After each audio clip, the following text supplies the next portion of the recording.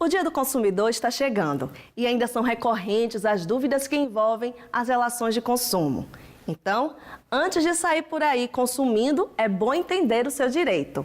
O Sergipe Justiça conversou com o juiz Pablo Moreno sobre as dúvidas do nosso telespectador. Acompanhe. Será possível comprar um produto que está um preço na tabela e o preço real sendo outro?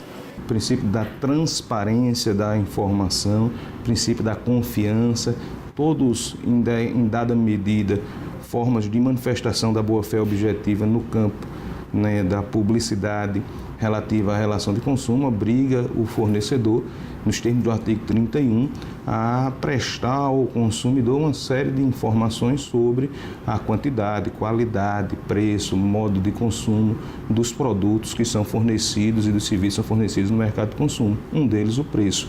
E essa informação, seja pré-contratual, seja estabelecida no contrato, vincula o fornecedor, ele fica obrigado a cumpri-la na forma do artigo 30 e 35 do CDC. O Código do Consumidor garante as contratações feitas na internet? O Código de Defesa do Consumidor será aplicável sempre que a gente tiver, de um lado, um fornecedor de produtos ou serviços, de outro, um consumidor, e, entre eles, a prestação de um serviço remunerado ou a oferta ou a alienação de um produto. Essa é a regra geral. Em uma negociação entre eu e um amigo que me vendeu uma moto. Essa moto deu problema, deu errado. Eu tenho direito a recorrer ao direito do consumidor. Se há habitualidade na prestação de serviço ou na venda de produtos, ainda que ele não possua empresa regularizada, né, ele será considerado consumidor por, com a habitualidade, realizar uma das condutas previstas no artigo 3º, alienação, comercialização, produção, etc. Eu gostaria de saber se eu posso trocar um produto de mostruário de loja, comprado numa loja. Eu comprei na loja e se eu tenho direito a trocá-lo, naturalmente, se ele estiver com defeito. Se o produto é de mostruário, tem uma avaria, essa avaria é comunicada sua existência ao consumidor com o necessário ou esperado abatimento no preço, ele não poderá trocar o produto em razão da existência dessa avaria, que foi o que motivou a venda do produto por menor preço, pelo menos na minha compreensão enquanto magistrado, porque aí nessa situação a boa-fé objetiva impede que o consumidor possa alegar a avaria que ele tinha conhecimento prévio como fundamento da responsabilização do fornecedor. Se, entretanto, o produto de mostruário apresenta um defeito outro, senão aquele previamente anunciado ao consumidor, dentro do prazo de garantia legal ou contratual, o direito do consumidor é idêntico ao daquele que adquire produto sem avaria. Ele terá quebrado o fornecedor o dever de qualidade e adequação daquele produto e fica obrigado a repará-lo no prazo de 30 dias ou devolver o dinheiro ou substituir o produto ou conceder abatimento no preço, sempre à escolha do consumidor, na forma do artigo 18, parágrafo 1º do CDC. Quais as opções de um consumidor tendo um produto com defeito, ele tem condição de conseguir o produto novo sem defeito? O defeito intrínseco, o defeito de funcionamento, de qualidade, de quantidade do próprio produto, tratando-se de defeito de qualidade, não de quantidade, o que a lei outorga ao consumidor de ordinário é o direito de reclamar o conserto, o reparo daquele defeito. E o fornecedor então teria 30 dias para reparar. Se não reparar, é que surgiria o direito do consumidor escolher entre aquelas opções, desfazer o negócio, abatimento no preço ou outro produto em substituição. Quando se tratar, entretanto, de produto essencial, analisada essa essencialidade em cada caso concreto, porque o código não define, aí o consumidor tem o direito à substituição, o reparo imediato, não precisa aguardar o decurso daqueles 30 dias. As garantias estendidas são regulamentadas? O Código trata de duas garantias, a garantia legal do artigo 26 e a garantia contratual concedida pelo fabricante.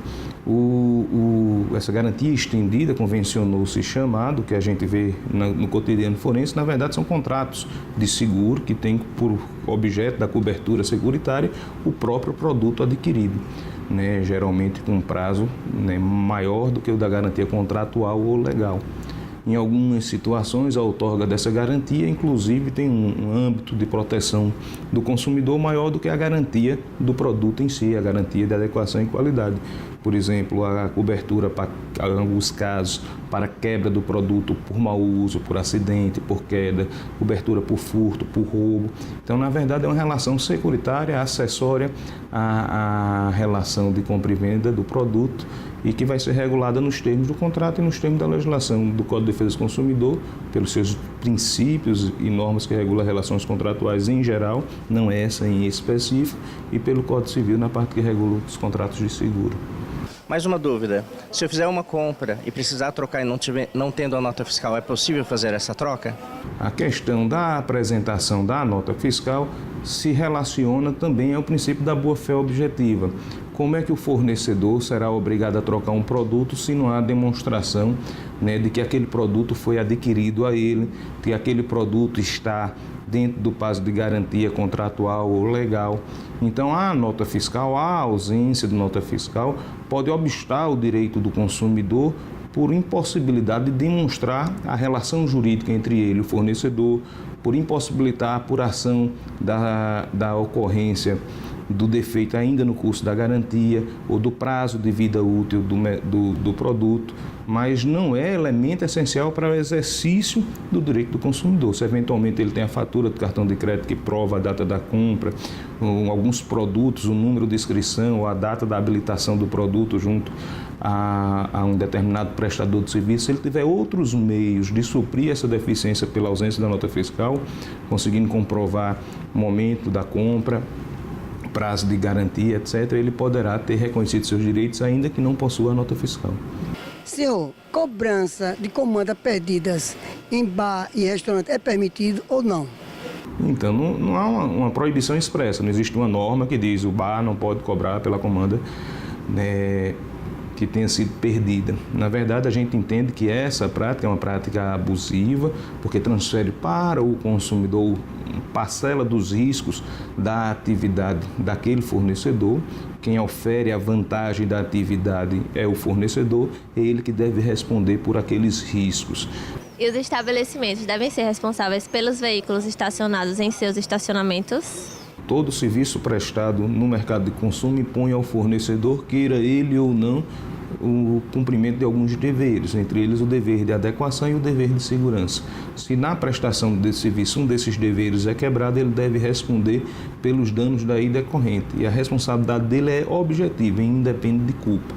O que se precisa destacar no que diz respeito aos estacionamentos gratuitos, aqueles pelos quais não se cobra, é que o CDC, para incidir nas hipóteses de prestação de serviço, ele exige a remuneração. E muitos desses estacionamentos não têm remuneração direta. Mas a jurisprudência reconhece que quando a remuneração é indireta, né, serve para atrair consumidores de outros serviços ou produtos, é suficiente para incidir o Código de Defesa do Consumidor. O Sergipe Justiça de hoje vai ficando por aqui. A gente se vê na próxima semana. Até lá!